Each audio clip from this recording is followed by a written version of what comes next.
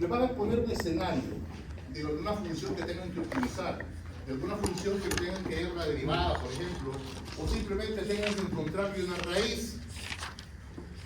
Y basándose en eso, tú decidirás qué metodología tienes que usar. Ahora vamos a ver un caso particular de punto fijo, que es el método del que creo que todos han tenido alguna referencia anteriormente, que es el método de Newton-Raphson.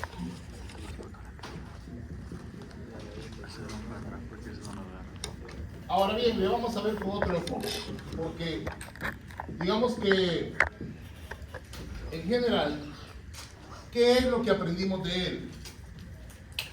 Para empezar, es un método que, a diferencia de punto fijo, donde tú igualabas la identidad con una función g, esa función g tenía que tener ciertos requerimientos. Como recordarás, una función g estaba bien condicionada cuando en el sector donde ibas a examinar la existencia de una posible raíz, tenías la garantía que la inclinación de esa curva no era tan grande y por lo tanto podía ser menor que una pendiente unitaria. Si eso era así, tenía garantía que punto fijo iba a ser un método convergente. Y ahí comenzaban las iteraciones y podías incluso averiguar la cantidad de iteraciones también con una fórmula que podías simplemente encontrar con unas formas logarítmicas. ¿Qué hacemos hoy con Newton-Raphson? Vale, Newton-Raphson es un método clásico que ya tienen ustedes alguna referencia. Consideremos que tengo acá cierta función y igual a f de x, para la cual me interesa calcular esta raíz. Es un método iterativo que también se basa en iteraciones recursivas, donde a partir de un primer valor calculas el siguiente y así vas sucesivamente desarrollando este elemento. ¿Qué es lo que plantea Newton? Vaya, mira, para llegar a esa solución, si yo parto de un valor inicial arbitrario en la cercanía t, te vas a dar cuenta que tú vas a ir encontrando distintas metodologías cuando tú hagas tus programas. Tú puedes hacer un mapeo gráfico, puedes identificar dónde hay una raíz. El primer valor que tú usaste, Newton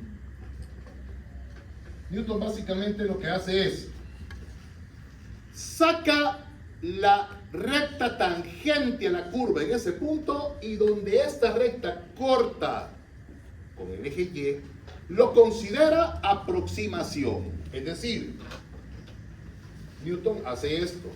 En P sub 0 vas a encontrar una recta tangente. Acá, mira. Esta recta tangente pasa por el punto P sub 0 F de P sub 0. ¿Sí?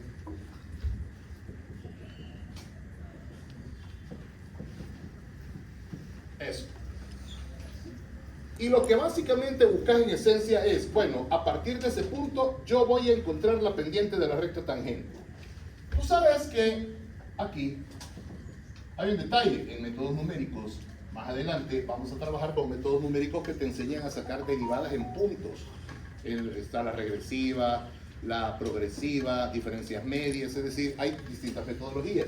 A esta altura voy a estructurar la derivada como un dato dado o aproximado. ¿Cómo? Tú sabes que en el caso de una derivada como tal, digamos, la voy a poner primero como derivada, como tal. La voy a derivar y voy a asociar la derivada a la inclinación o pendiente de la recta tangente. La recta tangente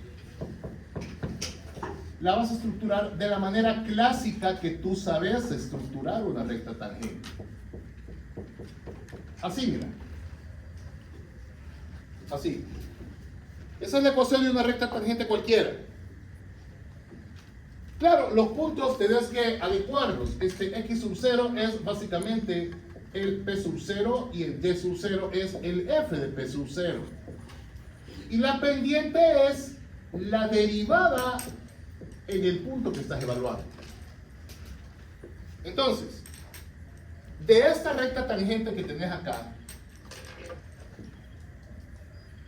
vas a encontrar el corte, el intercepto o la raíz. Para eso no necesito método numérico porque es una recta, simplemente despejo. ¿Cuánto vale la X cuando la Y vale 0? El punto de corte será considerada la primera aproximación P sub 1. Digamos que la ecuación como tal te va a quedar en primera instancia así. Y menos f de P sub 0, que es el punto inicial, igual a la primera derivada en P sub 0 por X menos P sub 0. De esta ecuación se hace la siguiente consideración. Si la Y es igual a 0, entonces la X será el punto P sub 1, que es la primera aproximación que vamos a obtener en el proceso. Ahora bien, cuando haces esto, si sustituís esas condiciones, la Y vale 0, la primera derivada en P sub 0, el punto de evaluar, y acá ya no pongas X, pone el P sub 1 menos el P sub 0. Y vamos a despejar este P sub 1 porque buscamos un algoritmo que nos permite encontrar el siguiente valor a partir del anterior, y de aquí lo vamos a sacar. Pasa la primera derivada a dividir y te queda que P sub 1 va a ser el P sub 0, pasa al otro lado a sumar, menos el cociente f de P sub 0 partido por la derivada en P sub 0. Observa esto que tenés acá. Ya se te hace familiar con respecto a lo que aprendiste en cálculo 1. Resulta que este P sub 1 que acabas de obtener acá es la primera aproximación que el método de Newton-Raphson plantea. Es recursiva porque para encontrar P sub 1 necesitas haber partido de un P sub 0 inicialmente. Date cuenta que la siguiente etapa iterativa consiste en que ahora este P sub 1 lo volvés a sustituir acá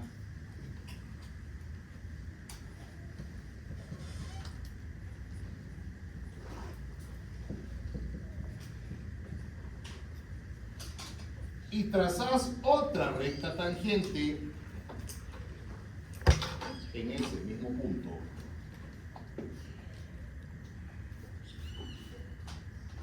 Y el punto donde corta esa recta tangente será el punto P sub 2.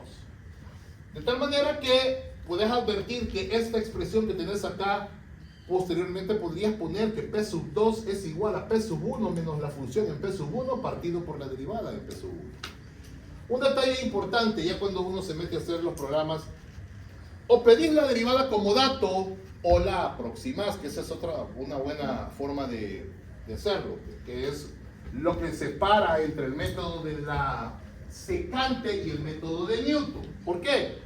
Porque el método de la secante no usa un punto de tangencia, usa una recta secante entre dos puntos y calcula la pendiente de una secante, de tal manera que lo que ello hace es estima la diferencia entre punto y punto, la hace lo más pequeña posible.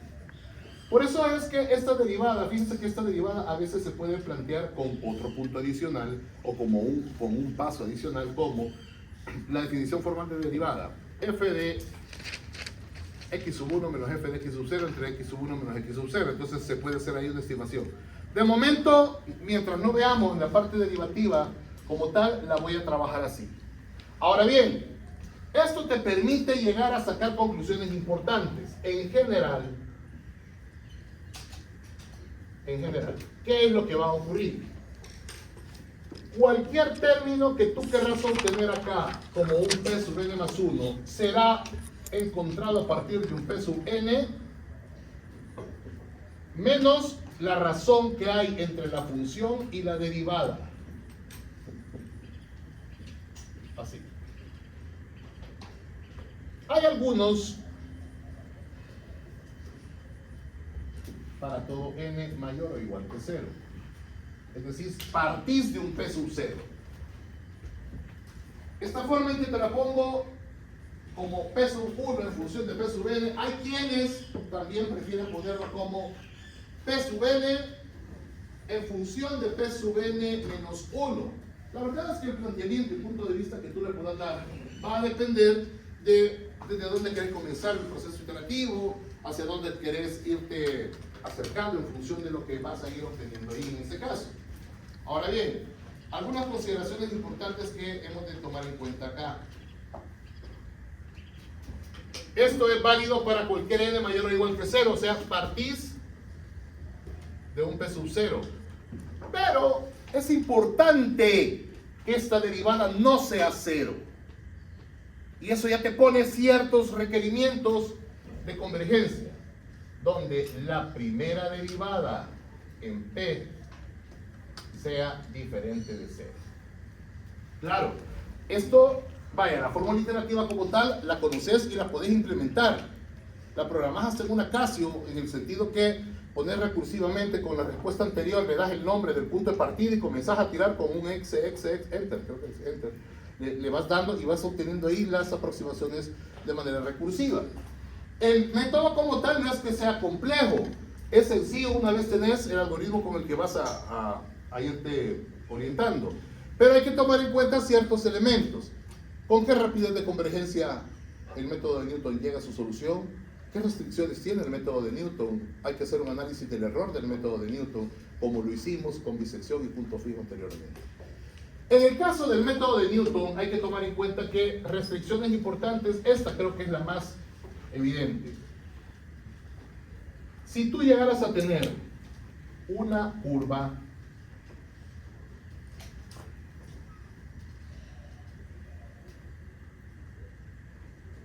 cuya raíz sea un punto crítico, Newton aquí no te va a ayudar.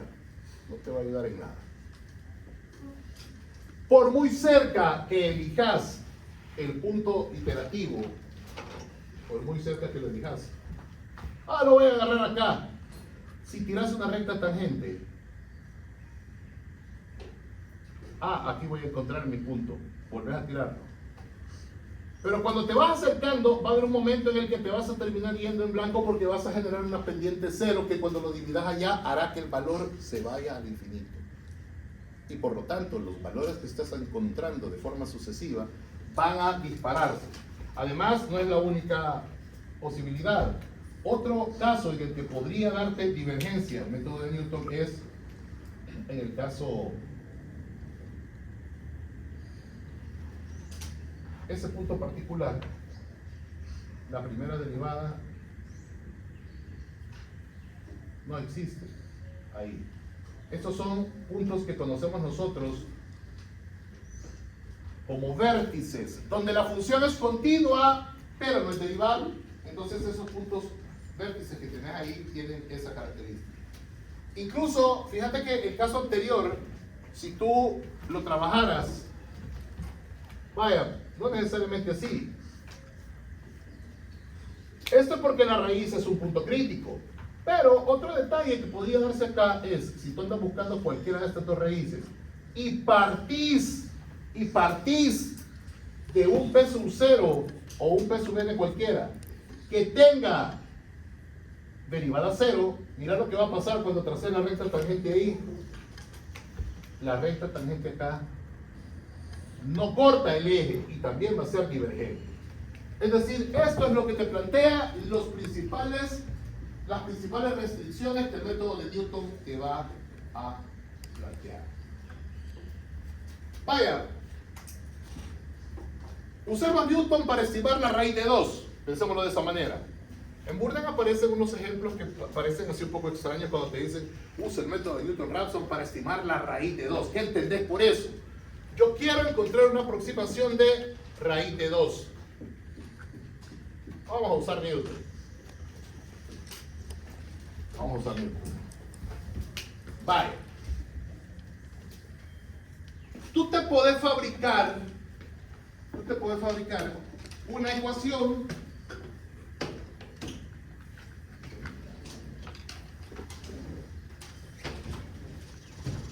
cuya solución sea la raíz de 2. Quizás el caso más típico, clásico, sencillo de visualizar. Mire, yo voy a agarrar x cuadrado igual a 2. Está bien. Pero claro, también podrías armar un polinomio cuadrático donde una de las raíces sea la raíz de 2. La verdad es que podrías establecer en este caso, no hombre, si esto es así, es equivalente a decir que x cuadrado es igual a 2. O sea que x cuadrado menos 2 es igual a 0. Quiere decir que aquí tenés una f de x empleando la iteración que pretendemos usar para Newton. O sea que si tú planteas que tu f de x es el cuadrado de x menos 2 y tú quieres usar Newton para estimar un valor de la raíz de 2, entonces la primera derivada como tal, que es 2x, te va a llevar a establecer un proceso iterativo de la siguiente manera. El p sub n más 1 va a ser el p sub n menos la función que es el cuadrado de x menos 2, o sea, el cuadrado de p sub n menos 2 entre 2 veces p sub n. Así ya tenés ahí la fórmula que te va a servir para ir haciendo los procesos iterativos. La gráfica que tú vas a tener acá, esta es una parábola. Esta es una parábola centrada en el origen, abierta hacia arriba y disminuida en 2 unidades.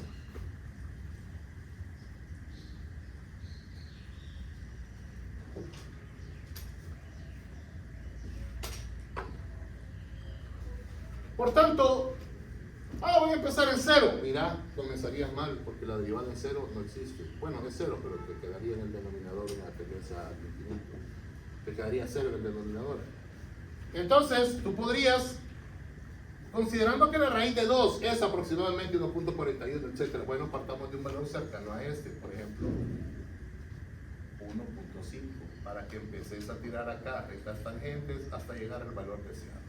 O sea que, implementando el Newton para un caso así de simple, te tocaría hacer lo siguiente. Partiendo de un p sub 0 igual a 1.5, te quedaría el p sub 1 igual a 1.5 menos el cuadrado de 1.5 menos 2 entre 2 veces 1.5. Y tenés tu proceso iterativo. En una calculadora convencional simplemente hacer cualquier operación que te dé 1.5 por 1. Y le comenzás a poner aquí en la...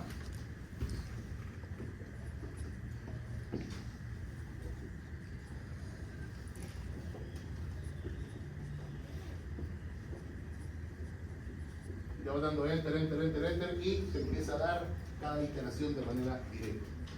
La primera iteración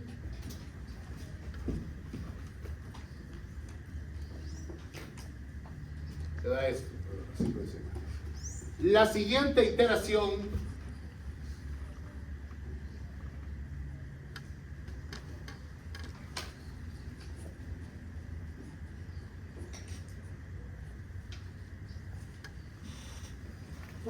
la p sub 2 te da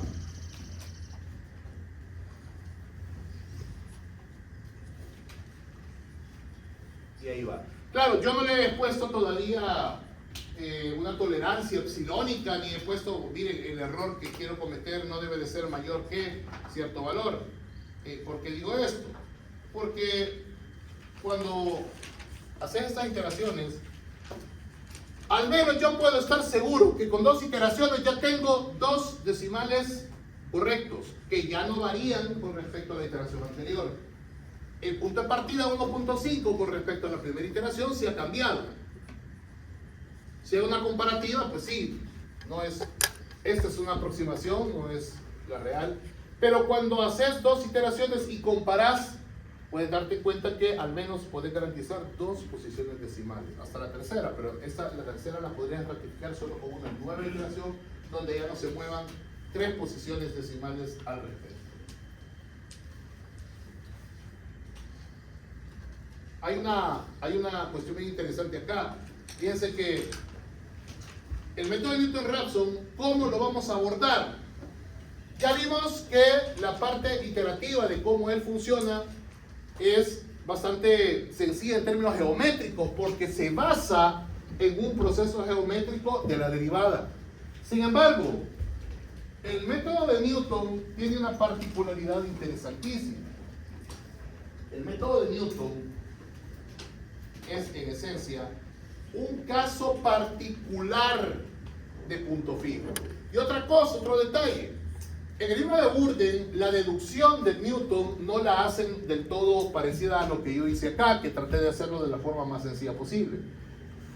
¿Saben que ellos usan el polinomio de Taylor alrededor del P sub 0 y lo cortan para poder llegar a establecer que, es más, ustedes deben de tener claro a esta altura de sus estudios que la ecuación de la recta tangente en el punto dado es el polinomio de Taylor grado 1 que más se parece a la curva que ustedes están modelando. ¿Sí?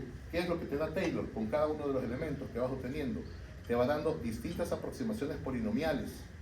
Y la pendiente de la recta tangente, la ecuación de la recta tangente es el polinomio grado 1 que más se le parece a la curva. Ah, mira, quiero el grado 2, entonces no vas a tener este. Vas a tener una parábola que pase por el punto, pero esa no te interesa para Newton. Nos va a interesar, por ejemplo, para el algoritmo de Newton. Pero para Newton te interesa solo el grado 1. Entonces la deducción, por eso la busqué hacer de esta manera, pero también en el Burden la vas a encontrar usando el método de Taylor. Que ya vieron ustedes el mensaje, creo que es bastante claro. Al parcial tienes que venir bien estudiado con Taylor.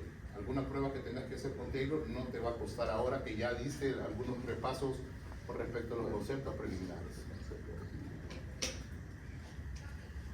Vaya. Hay un detalle importante que vamos a considerar acá.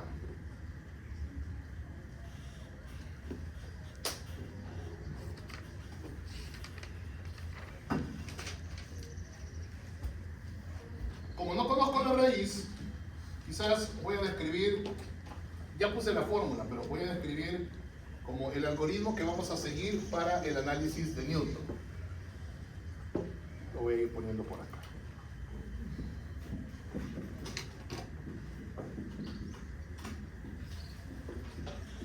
Ya vamos a hacer referencia al análisis de la rapidez de la convergencia, el error y todo lo demás. Vamos a partir de una f de x.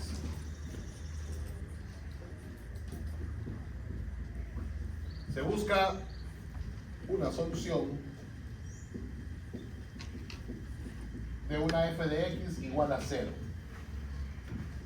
Cuando te ponga más adelante que Newton es un caso particular de punto fijo, lo primero que vas a advertir es ¿cómo es eso posible si f de x igual a 0 no es igual que x igual a g de x?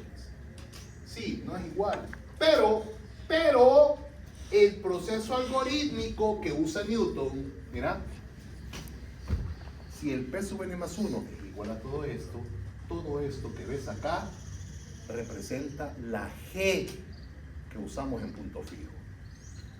O sea que cuando saques la derivada de esta expresión, esa derivada tiene que ser menor que 1 y ahí vas a ver los requerimientos de convergencia de Newton, aparte de visualizar, cuando la derivada no exista, o sea 0, no va a funcionarme Newton, pero vamos a partir de eso para poder plantearte otro tipo de requerimiento que se va a adoptar. Partamos de que quiero resolver una f de x igual a 0.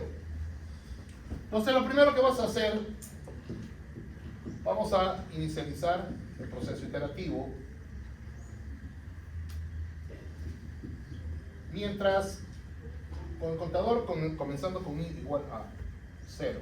Mientras esta i sea menor o igual que n, vamos a irnos al paso 3. El paso 3 tiene distintas etapas. Si la primera derivada en p sub 0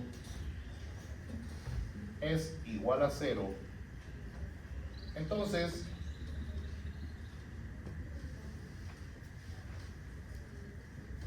nos vamos a ir a otra etapa, que es un paso 5 que hace referencia a un mensaje en el que ha habido divergencia.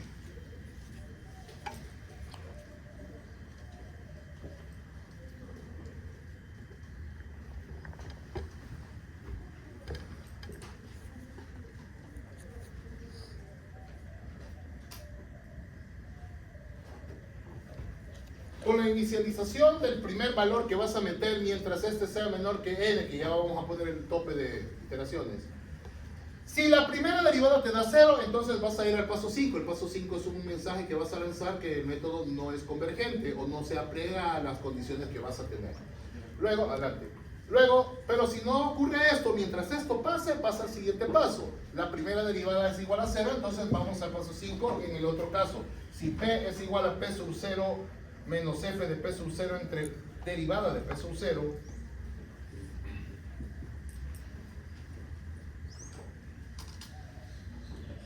vas ahora a estimar la diferencia entre dos iteraciones consecutivas menor que una tolerancia.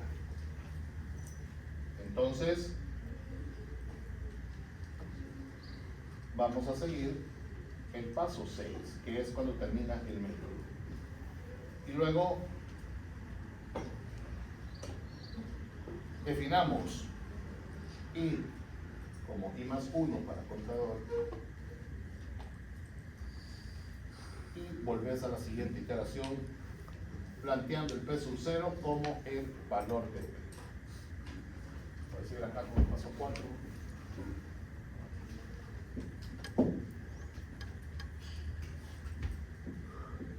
Aquí vas a producir un mensaje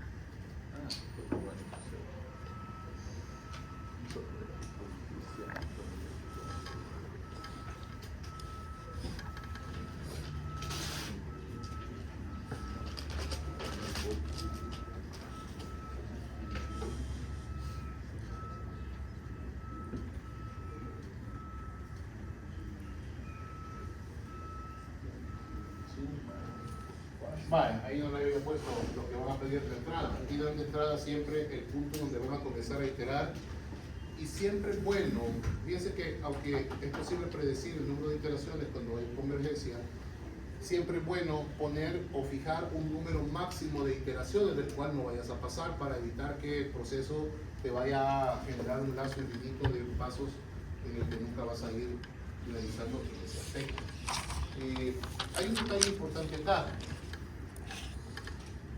Observen que el criterio de paro que voy a usar es la diferencia entre dos iteraciones consecutivas. A ustedes les pueden poner este requerimiento de muchas maneras. Simplemente decirles que no, que hayan dos decimales de precisión, o te lo pueden decir con T cifras significativas, entonces ya sabes que ese valor tiene que ser menor o igual que 1.5 para llegar a los T. O simplemente decirte que el error máximo permisible sea menor que, por ejemplo, una millonésima, 10 a la menos 6. Entonces vas a comparar, vas a hacer esa resta y tiene que ser esa diferencia menor que 1 por 10 a la menos 6. La rigurosidad va a depender. Generalmente cuando hacemos exámenes, porque como hay que trabajar en forma manual, Muchas veces nos conformamos con tolerancias groseras. Este valor de la tolerancia epsilónica que tenés acá en un examen, posiblemente donde vas a hacer una implementación con una calculadora de bolsillo o tu calculadora programable, tal vez no la vamos a poner del orden de los nanos. Ya una computadora, un programa que das en Python, que sea así muy fino, pues sí, puedes pedirle y exigirle tolerancias así bien finas. Pero digamos que con la finalidad académica de hacer esto, aquí simplemente trabajas con un valor de una tolerancia no tan grande, un par de decimales, un 10 a la menos 2, una centésima, para poder hacer cierta cantidad de iteraciones, llegar y detenerte a mi aproximación es esta. Esa que acabamos de hacer, por ejemplo, tiene 2 posiciones decimales de precisión, por lo menos un 10 a la menos 2, que es una centésima, si la tenés ahí con 2 iteraciones. Newton tiene una característica que ustedes se van a ir percatando de ella. Es un método bien rápido. Cuando él funciona y se dan las condiciones, Newton es bien rápido. Es más, el valor de K que se asocia al método de Newton generalmente está vinculado a un concepto que se conoce como el de la aceleración de la convergencia y el orden de la convergencia. Por ejemplo, el método de disección y el método de punto fijo son lineales con un alfa unitario. Newton lo supera y llega a 2. Hay otros que son igual de rápidos o más rápidos incluso, por ejemplo de Stephenson y Eicher. Y hay otros que son más rápidos que punto fijo y que disección, pero más lentos que Newton, que son por ejemplo el caso de la secante. El valor de la constante asintótica del error en la secante da como resultado la razón áurea. Y el número phi, el número 25 sobre 2, 1.60 y algo. Ahí queda. Ahora bien, este algoritmo, digamos que te da básicamente en esencia lo que tenés que ir planteando. Ahora, ¿qué vas a usar para detenerte? Básicamente esto. Y como cuando uno anda buscando una raíz, no la conoce, va a asumir como raíz el último valor en el que ya no hay una variación significativa de posiciones decimales con respecto a la anterior. Creo que es en esencia. ¿Cuáles son los criterios de paro que este tipo de métodos ofrece? Bien, en los criterios de paro uno lo que hace es hacer las consideraciones comparativas. Se los voy a plantear de esta forma.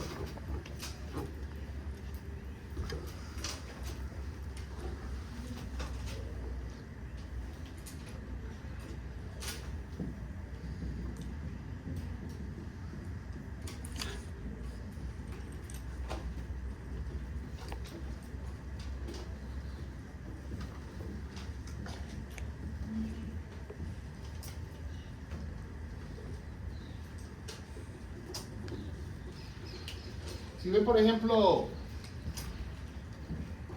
este paso 3.3,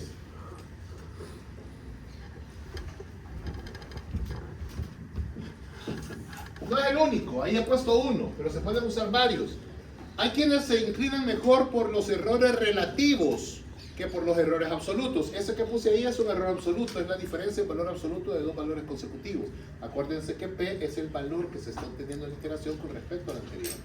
Entonces, los distintos criterios que puedes usar en este caso son los siguientes. Si te dan una tolerancia epsilónica,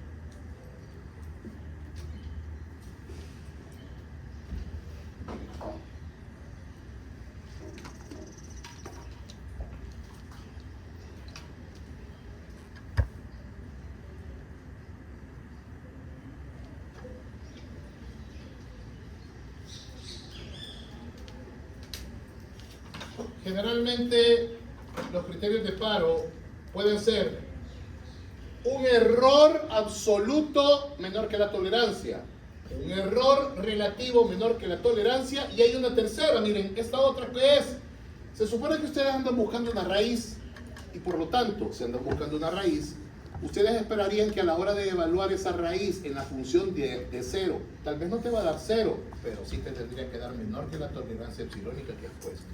Son los tres tipos de criterios de paro que vas a tener ahí en el algoritmo 3.3. Ahí se usó el primero que tengo acá, que sería un error absoluto.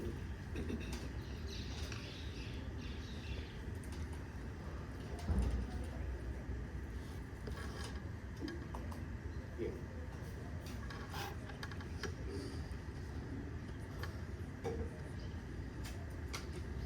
Pasamos entonces ahora a una etapa importante para el análisis de la convergencia. Como pueden darse cuenta, implementar el método de Newton es agarrar una fórmula y comenzar a visualizar que se den las condiciones para poderlo plantear. Por otro lado, implementando estos pasos a seguir y planteando cualquiera de estos criterios de paro, usted tiene garantía de que puede llegar a la solución sin mayores dificultades. Ahora bien, le vamos a dar un enfoque diferente al método de Newton clásico que ustedes han venido visualizando. Es decir, aprovecho la definición para dejarla acá y haré la siguiente observación.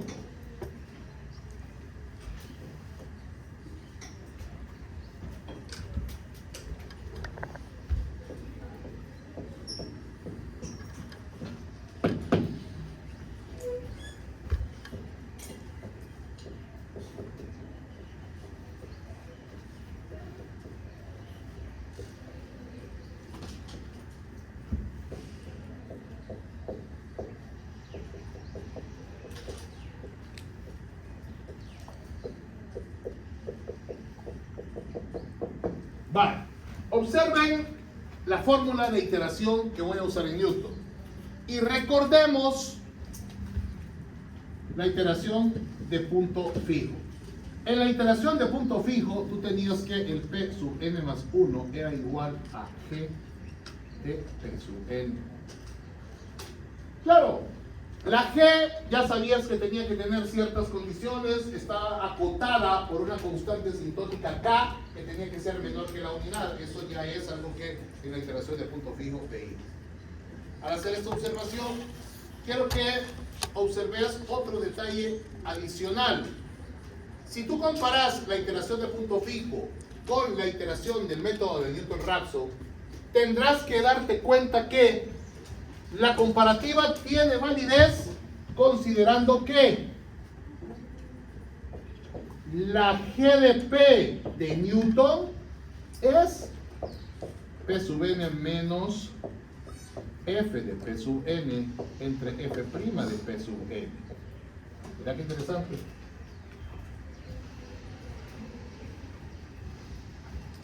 ¿Por qué tener que andarme complicando viéndolo con otro método, como un caso particular? Tiene bastante sentido y les diré por qué. Iteración de punto fijo, nosotros vimos que era importante que le pusiésemos acá ciertos requerimientos para garantizar la convergencia. Agarrábamos intervalos donde la derivada fuera menor que 1. ¿Para quién? Para esta función g. Eso también te puede permitir ahora delimitar el análisis de Newton-Raphson si g, la g de Newton, la planteo de esta manera. Si yo te tengo que decir, pongámosle un requerimiento a Newton para que converja, aparte de que la derivada no debe de ser 0 en la solución, por los puntos que usas de patrón comparativo de la iteración, el otro requerimiento va a salir de acá, haciendo que la derivada de la g de Newton también sea menor que 1. Esto es interesante. La g tiene que ser menor que 1. O sea que, si lo ves desde el punto de vista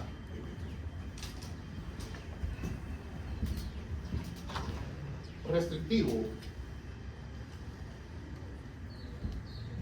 la g de x en Newton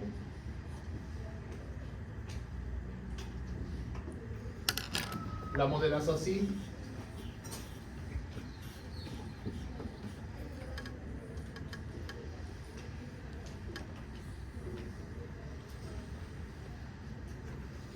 a modelar de esa forma.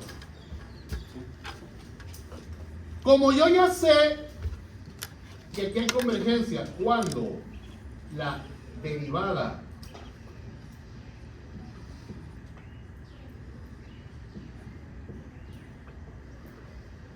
yo ya sé que eso ocurre en iteración de punto fijo, voy a llevarme este requerimiento al método de Newton, así que voy a derivar.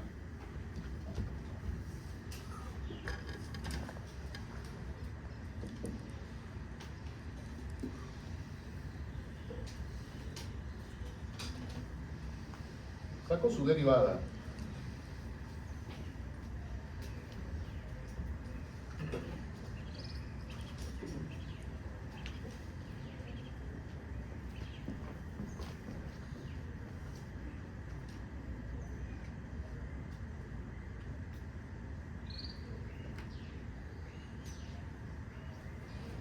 Las asigna. Derivada de x1, la otra es la derivada de un cociente, denominador al cuadrado, arriba, derivada del de arriba por el de abajo sin derivar, derivada del de abajo por el de arriba sin derivar. Cuando derivas arriba te queda f', por el de abajo sin derivar te queda el cuadrado de f', menos el de arriba sin derivar por la derivada de abajo, segunda derivada. Si homogenizo esta fracción, la g' como tal, te queda como una sola fracción como f de x por f' de x partida por el cuadrado de f'. Básicamente lo que hice fue poner aquí este 1 como el cuadrado de f' entre el cuadrado de f'.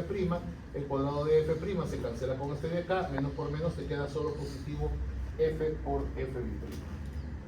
O sea que cuando tú llegas, hay un detalle importante que no debes de olvidar. Cuando tú llegas a la solución, hay un hecho importantísimo acá. El requerimiento va a tomar otras condiciones.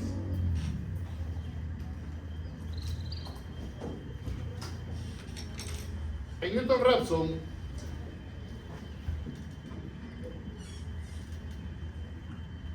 al llegar a la solución, P, la raíz que andan buscando,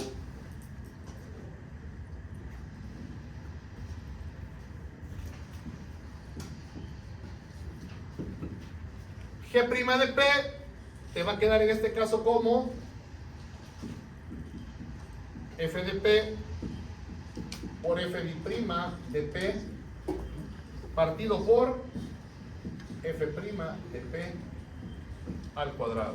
A ver, ¿y esto cuánto te tiene que dar?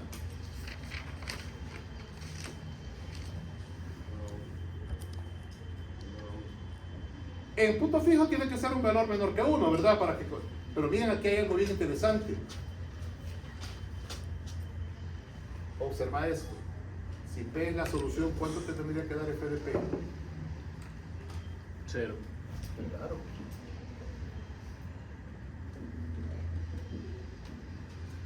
Si P es la solución, f de P te tiene que dar 0. Mira.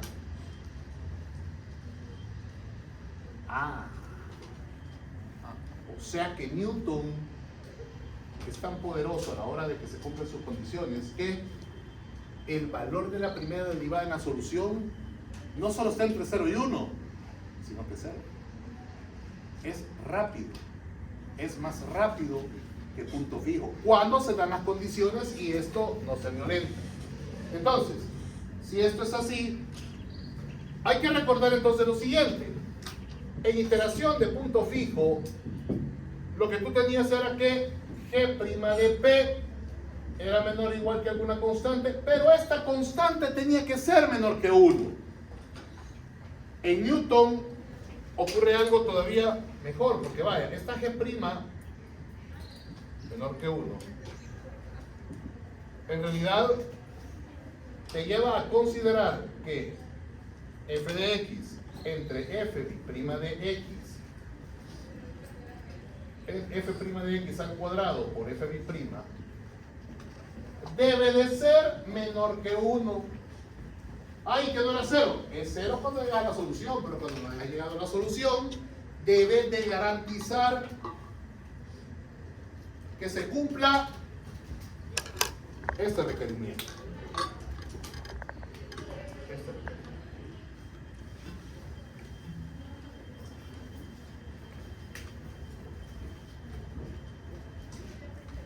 O sea que voy a buscar valores de X que tengan ese comportamiento en el que su función derivada y segunda derivada, a la hora de combinarlas, me dé siempre un nombre.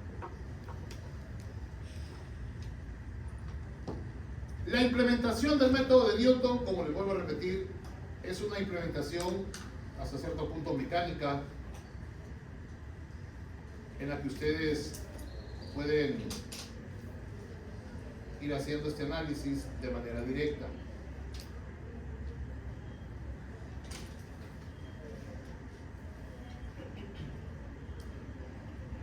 Hagamos una pequeña comparativa.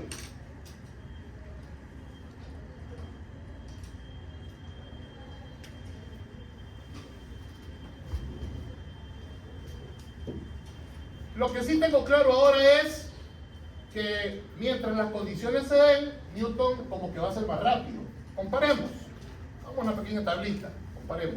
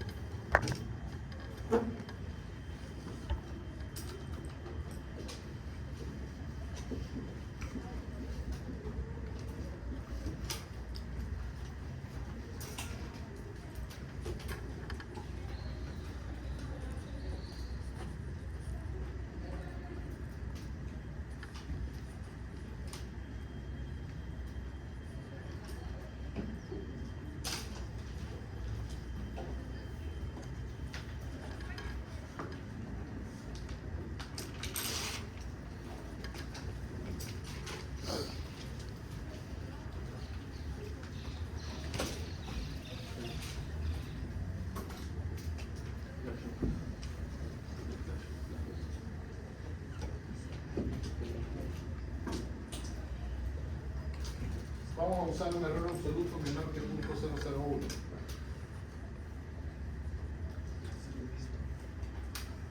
Para que no sea muy largo, 0.1 nada más, 0.01. Para que no hagamos tantas iteraciones.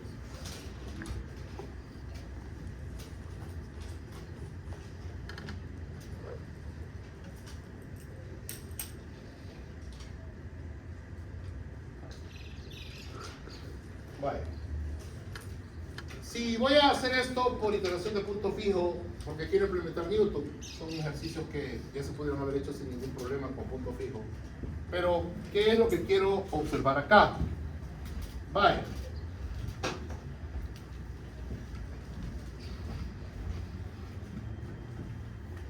Si tú gráficamente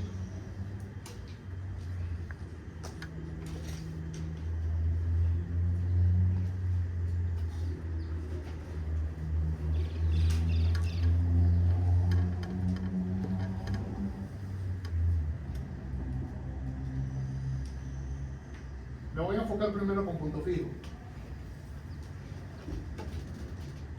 Y lo primero que hago es, bueno, si quiero resolver esta ecuación,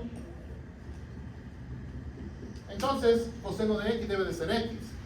La manera en que haces el despeje, podrías hacerlo así, o podrías hacerlo con el coseno inverso.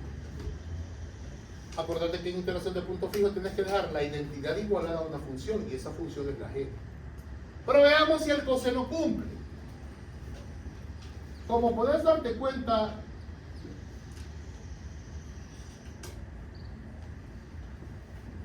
hay un intervalo en el que tengo necesariamente una raíz, que es pi medios, entre 0 y pi medios.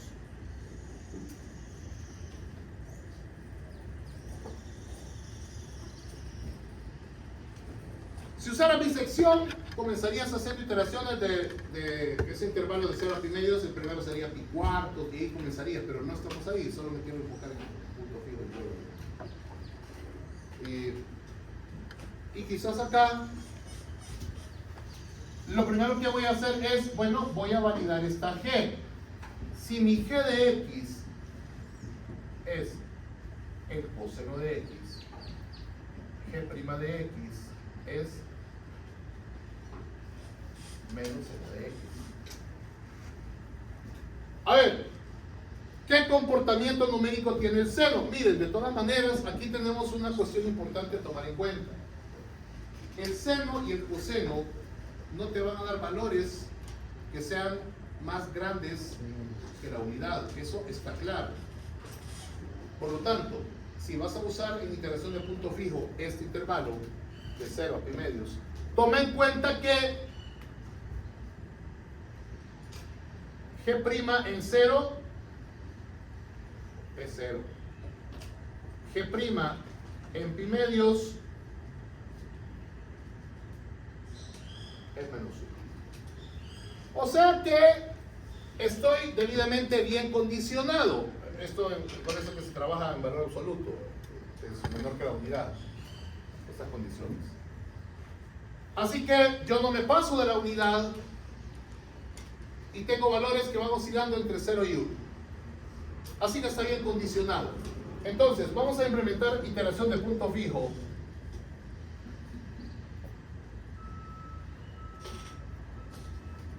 Partiendo de pi cuartos. Partiendo de pi cuartos.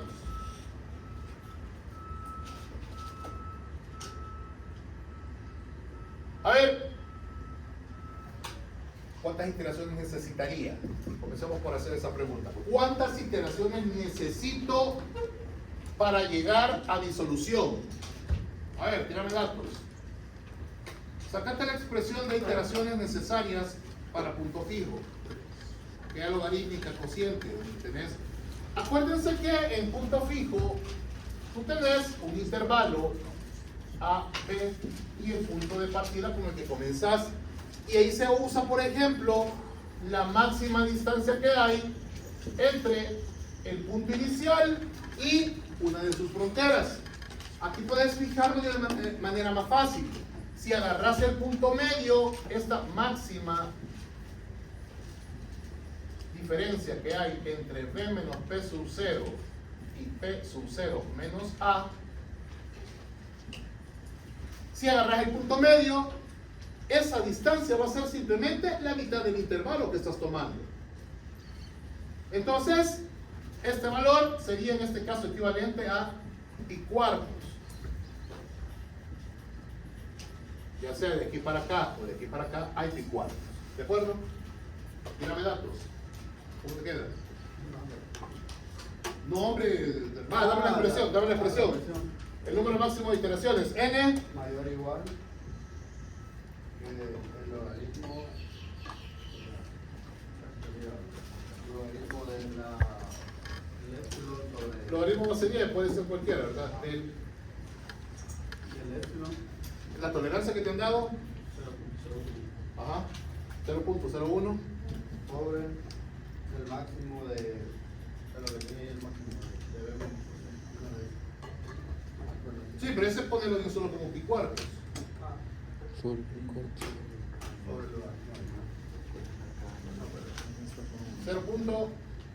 0. Pi cuartos sobre el logaritmo, no, hombre.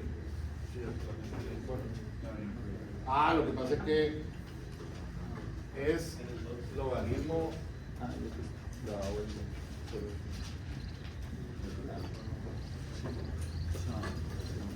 Hey, ¿quién está? ¿Quién está?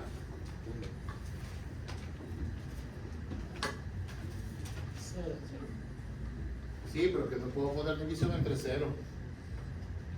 Tengo que dejar abierto el intervalo. No, puedo hacer esto. Puedo hacer esto. El valor késimo se puede sustituir por el valor que toma la derivada más grande dentro de las fronteras.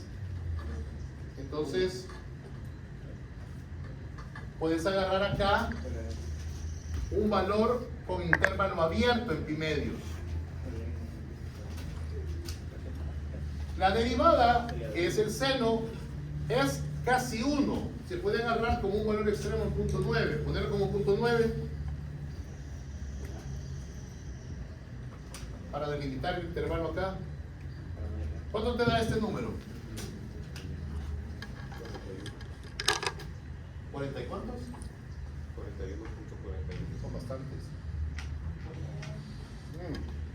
Pero no vamos a empezar en ese extremo, vamos a empezar en pi cuartos. Implementémoslo. Implementémoslo. Hagamos una pequeña tablita con valores que comienzan a ser evaluados desde pi cuartos.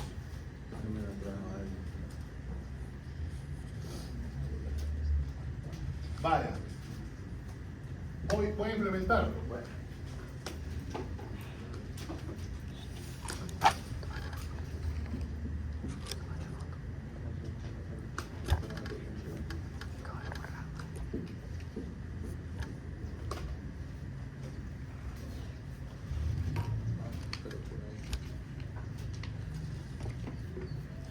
Vale.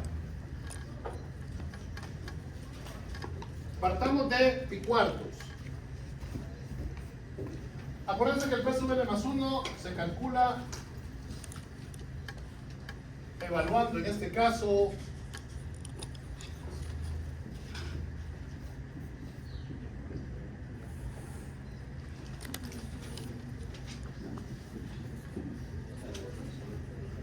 coseno de calculadora, dictamen con una buena cantidad de decimales,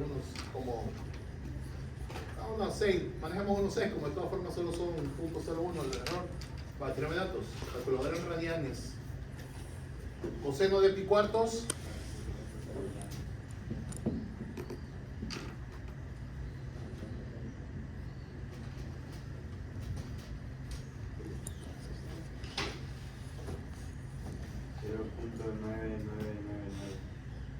Coseno de pi cuartos. 0.70, No, 71, bueno, raíz de 2. 0.70, Ajá. 71068. 0. 68. Ahí está bien, esos son los que te tiran la máquina. Sí. Vaya. Tienes este pasa a ser tu nuevo valor. Vamos a ir haciendo algo a la par porque quiero ir validando cuando nos vayamos acercando al error. Hagamos aquí una tabla de valor absoluto. Así que aquí a la par me van tirando el error de un solo. Ahí en el excelito de la TI, hacerlo. Pero vamos al cálculo.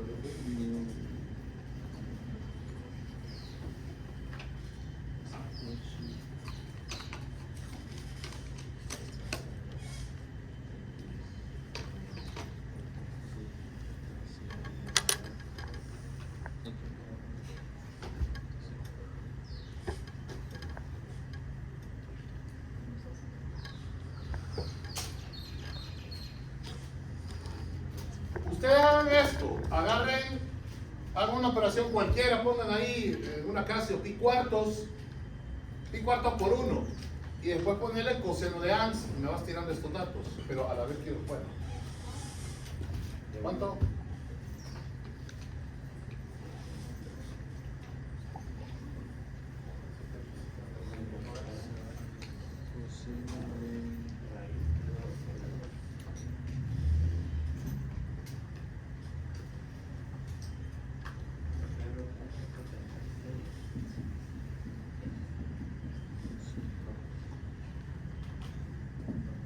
.76.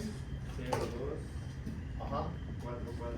4,5. Dámelo a 6 decimales para que porque solo son por resta.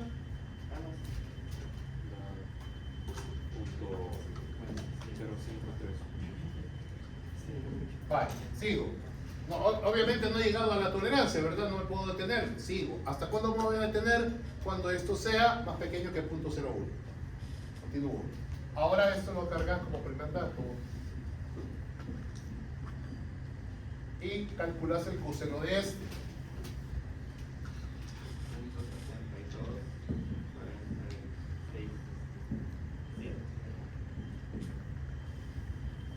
La resta, punto 03. 55. Va, todavía no llegamos. Siguiente.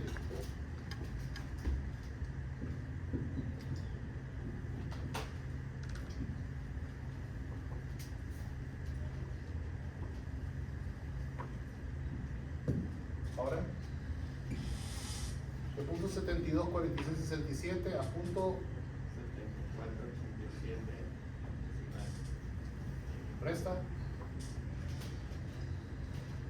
Esa resta en valor absoluto, ¿verdad? Porque es un error. Está aquí.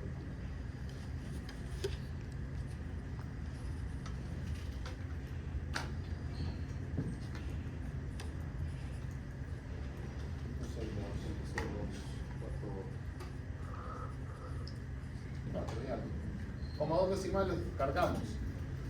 Ya llevamos 4 iteraciones.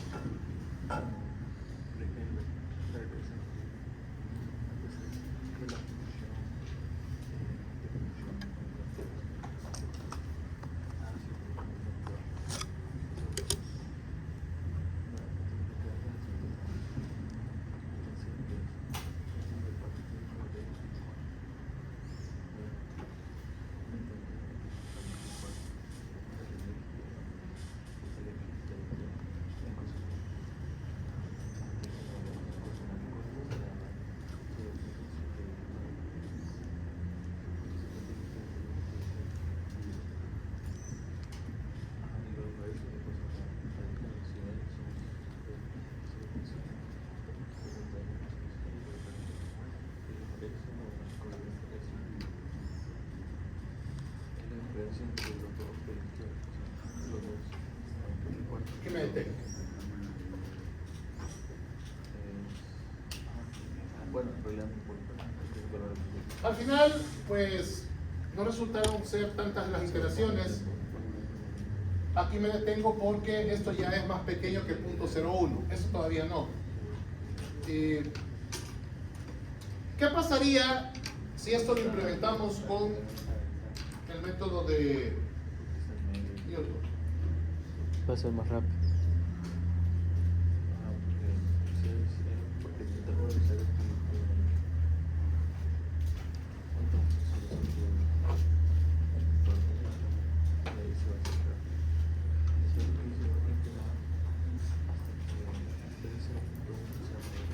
Aquí estoy usando la condición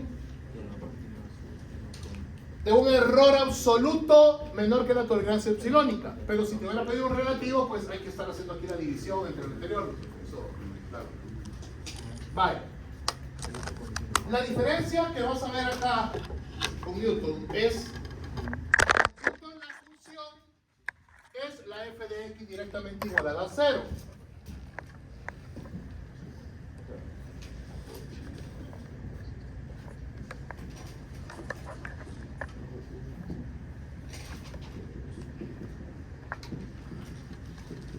Así. Así. Entonces, tu primera derivada era esto. Por tanto, a partir de estos dos conceptos, el P sub n más 1 te va a quedar como el P sub n menos el coseno de P sub n menos P sub n partido por menos el seno de P sub n menos 1. Mira, si sacas factor común menos 1 de acá abajo y lo pones acá, puedes dejar todo positivo de esta manera.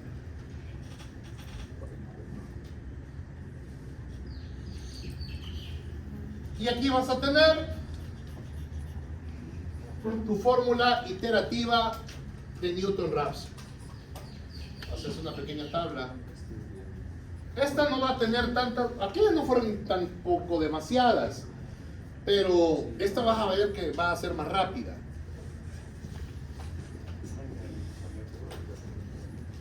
Y voy a partir del mismo pi cuartos.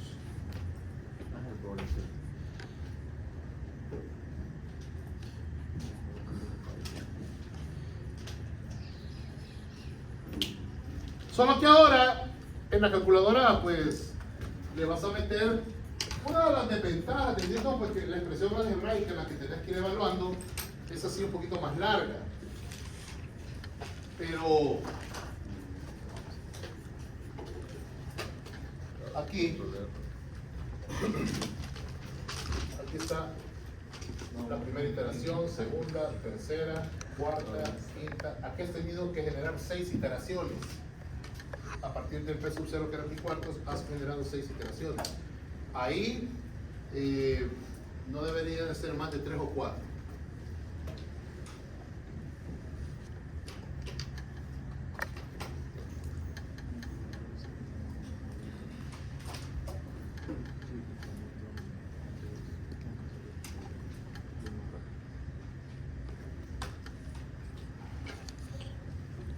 Puedes ir poniendo una tabla más extensa con el F y el F'.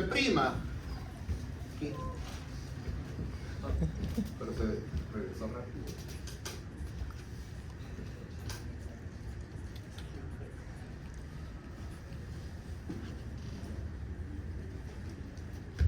A ver, ¿cómo te da la primera iteración metiendo pi cuartos ahí?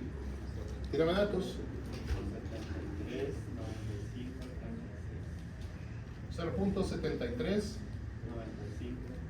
Ajá. Gracias. Restemos esto y me decís cuánto da.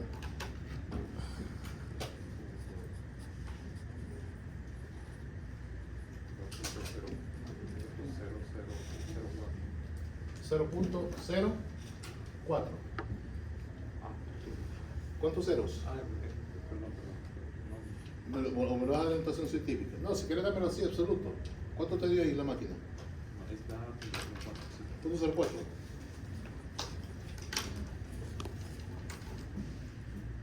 Más decimal. Vale, ahora hagamos la siguiente iteración.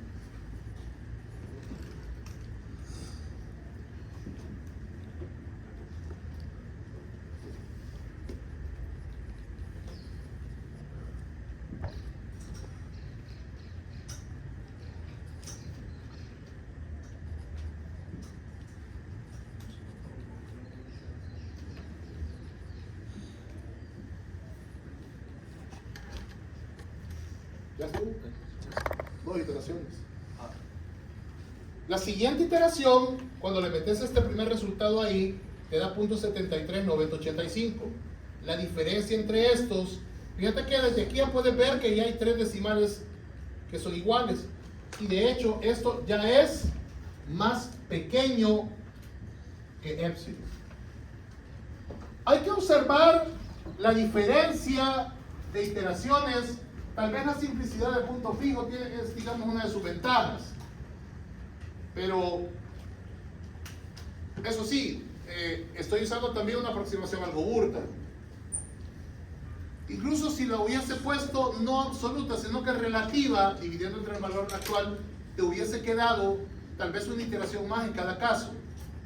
Pero lo que quiero llegar es que siempre Newton, cuando se cumplen sus condiciones de convergencia, va a ser más rápido que punto fijo. Siempre va a ser así. El teorema de convergencia de Newton prácticamente te permite establecer que las condiciones, fíjate que las condiciones han cambiado ligeramente. Las condiciones de convergencia para Newton te plantea, esto es importante, mira. Esto es importante. Las condiciones de convergencia de Newton te plantean esa situación. Cuando ya tenés la solución P y calculás F por F'B' entre el cuadrado de F', te va a dar un valor muy cercano a 0. Seguramente así va a ser. Bien. Esa constante asintótica K que usas aquí se puede también relacionar con una serie de elementos que tú puedes ir vinculando en ese aspecto como tal. ¿Sí? Porque el número de iteraciones que habíamos calculado, que creo que dijeron como 40, no Es que es el máximo. no, me avisaría, lo que pasa es que metí un número que era 1 y no menor que 1, o sea, agarré un intervalo así, por eso es que pegó una gran patinada con una gran cantidad de iteraciones que como máximo podía llegar a eso, agarrando como el caso más desfavorable, alejándote lo más posible de él. Por eso fue que mejor la borré, porque no quería que causara ese sesgo, porque al final había comenzado el pi-cuartos y estaba trabajando con un intervalo más pequeño. Por eso fue que nos quedaron 6 iteraciones y no los 40 y pico que había quedado ahí. Esa fue la razón. No dimensioné el intervalo de la mejor forma. Vaya, ¿qué tan rápido es Newton? Para comprender esto, vamos a introducir un tema a medio camino de los métodos interactivos, que es el análisis del error y aceleración de la convergencia. Solo les voy a dejar estas cuestiones. Sí me interesaba que Newton quedara ya establecido para que la discusión de esta semana se pudiese abordar hasta ahí. Como perdimos la clase de lunes, solo vamos a plantear prácticamente este método y lo que podamos ver del análisis de la aceleración de la convergencia.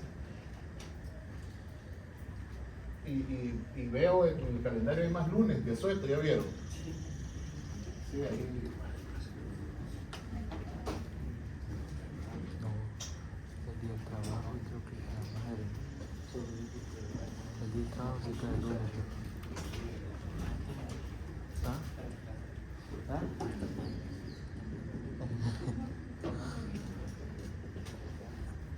Los cuánticos van a hacer unos ejercicios. La verdad es que es muy útil el trabajo de la discusión de los viernes porque les permite a ustedes practicar un montón de lo que se está haciendo en la semana con las partes conceptuales.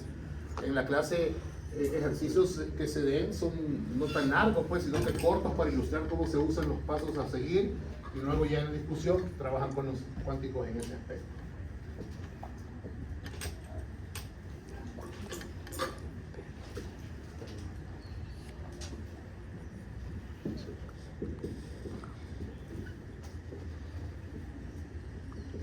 Vale.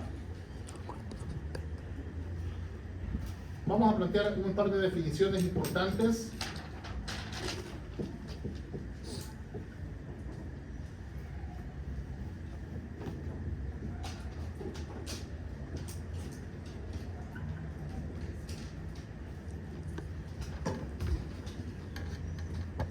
Vamos a suponer que parto de una sucesión P sub n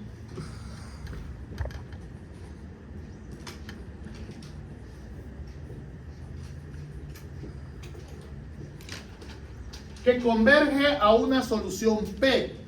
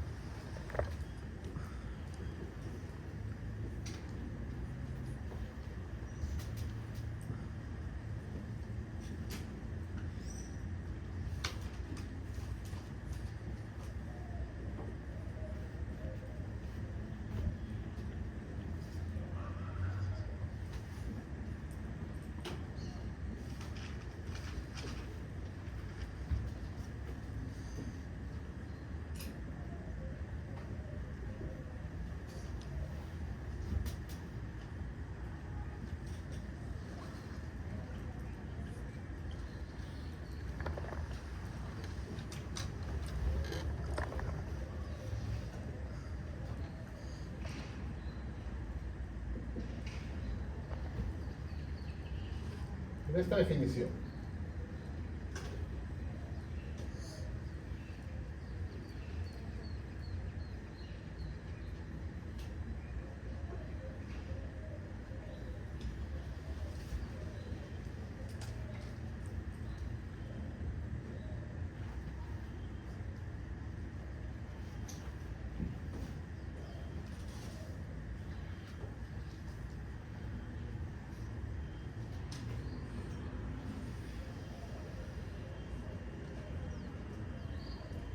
Los números alfa y lambda que estoy empleando en esta definición son nuevos personajes que vienen a intervenir en el análisis de la convergencia de un método iterativo basándose en una recursividad de una P sub n que converge. ¿Qué es lo que hace cada uno de esos valores? Alfa te define el tipo de convergencia asociado, digamos que la rapidez está asociado al orden. Si alfa toma un valor unitario, se dice que hay convergencia lineal. Si alfa toma un valor de 2, se dice que hay convergencia cuadrática.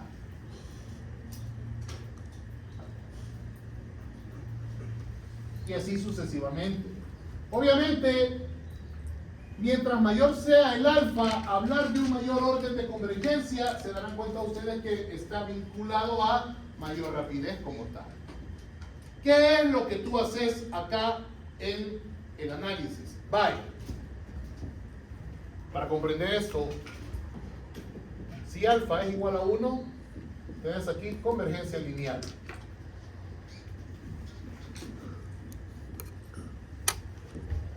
Si alfa es igual a 2, lo que tenés es convergencia cuadrática.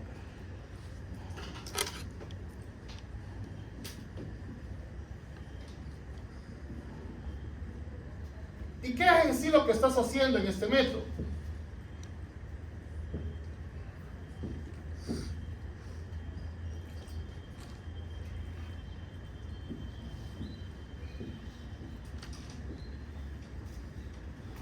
En esa recta te pongo dónde está ubicada una solución P, pero también te pongo dónde está ubicada un par de iteraciones.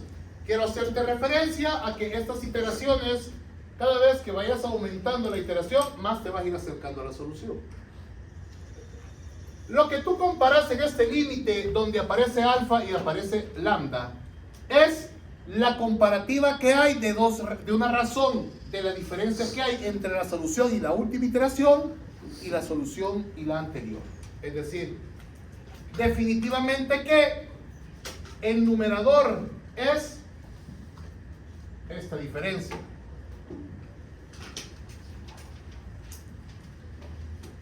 Mientras que el denominador es esta diferencia.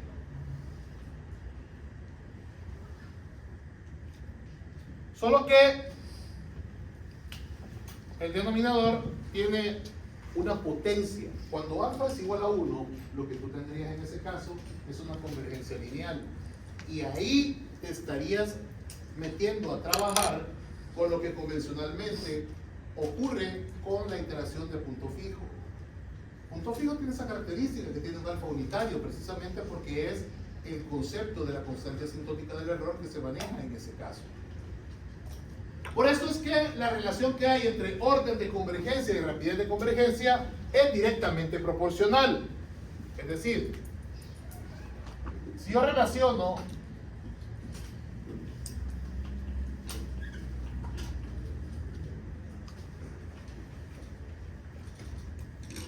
tú sabes que la rapidez de convergencia se mide comparando con sucesiones que convergen con cierta rapidez. Tú quieres darme una rapidez de convergencia. ¿Cuál es la rapidez de convergencia? Ah, este es O grande de... Y ahí pones la sucesión. ¿Cuál es la rapidez de convergencia de bisección? O grande de...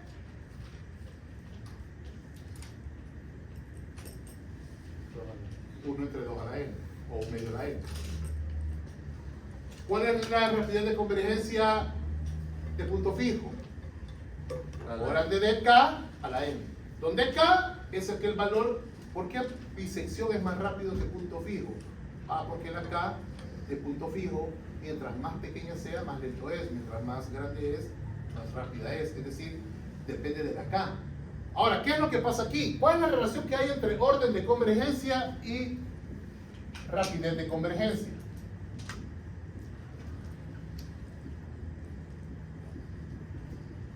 ¿Cuál es la relación?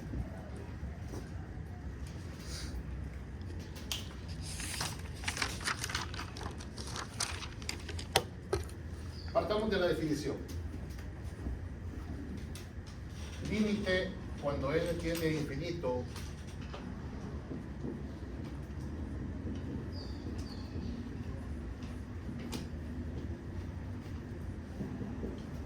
partamos de ahí.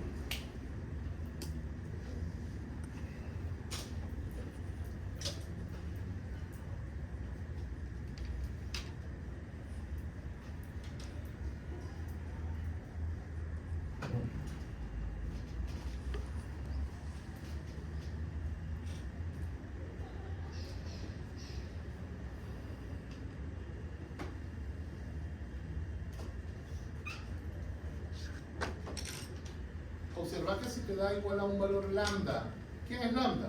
Es la constante asintótica del error. ¿Y quién es ese valor? Es un número positivo real. Por lo tanto, si existe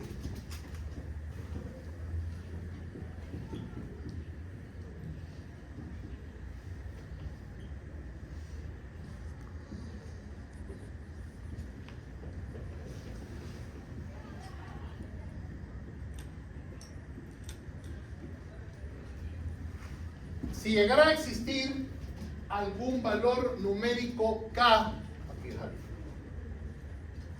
Si llegara a existir algún valor numérico K para todo n de los procesos iterativos, entonces tú podrías afirmar que esta sucesión es convergente y acotada.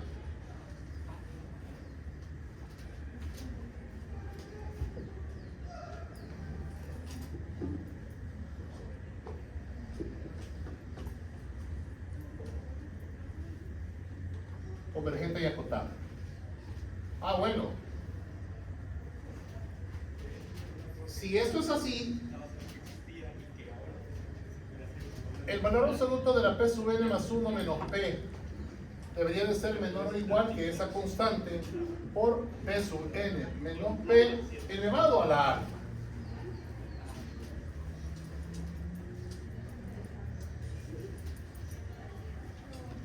Quiere decir que P sub n más 1 converge a P con rapidez O grande de P sub n menos P a la alfa.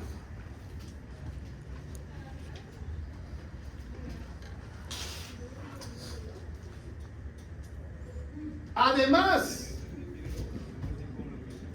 no solo P sub n más 1 converge a P, sino que también P sub n converge a P.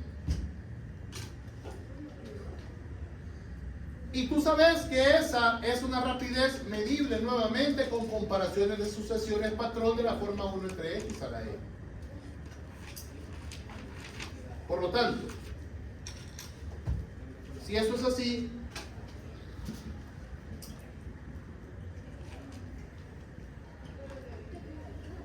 a mayor alfa, mayor rapidez. Porque el papel que está jugando el alfa en este concepto es el de la potencia del denominador que usas en forma comparativa. Claro, eso tiene sentido porque las rapideces de convergencia alrededor del origen son x, x cuadrado, x cubo y así sucesivamente. Y en el infinito es 1 entre n, 1 entre n cuadrado, 1 entre n cubo y así sucesivamente. Mientras mayor es el exponente, más rápido es el método iterativo. Por lo tanto, como una conclusión importante que puedes sacar acá es que mientras mayor sea el alfa, más rápido es el método iterativo para llegar a su solución.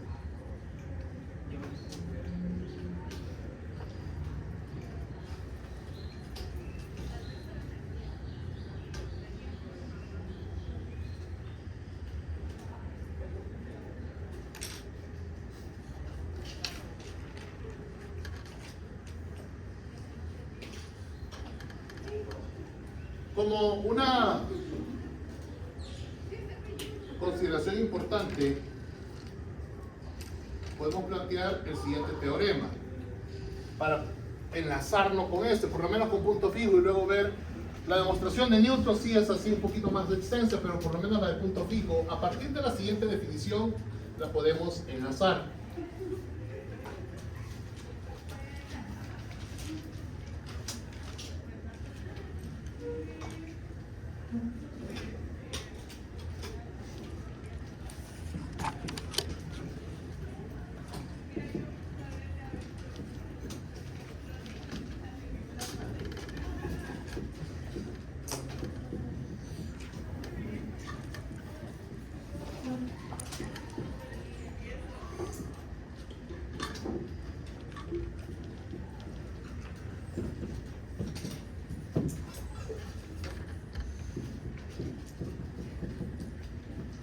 Vamos a suponer que los números P sub 0, P sub 1, P sub 2 y así sucesivamente es una sucesión generada por iteración de punto fijo. P sub n más 1 igual a G de P sub n.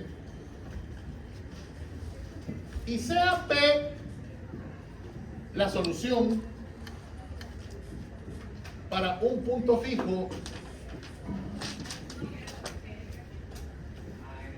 de G de X. Es decir,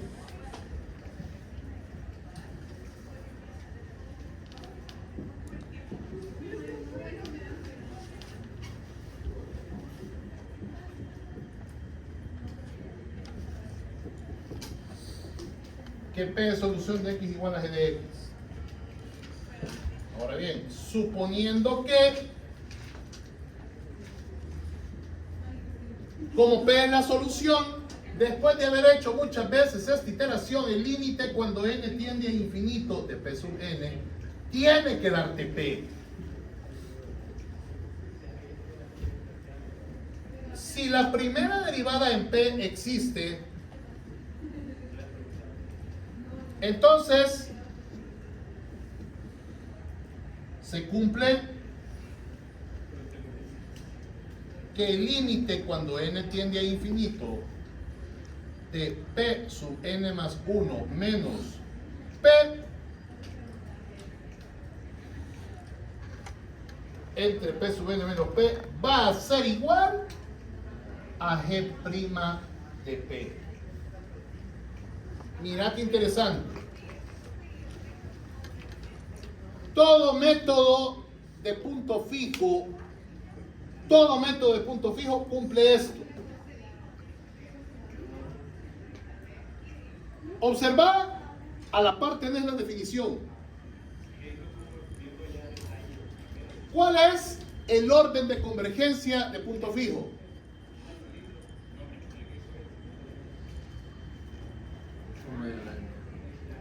El alfa de punto fijo, ¿cuál es? 1. 1. ¿Y cuál es la constante asintótica del error de punto fijo?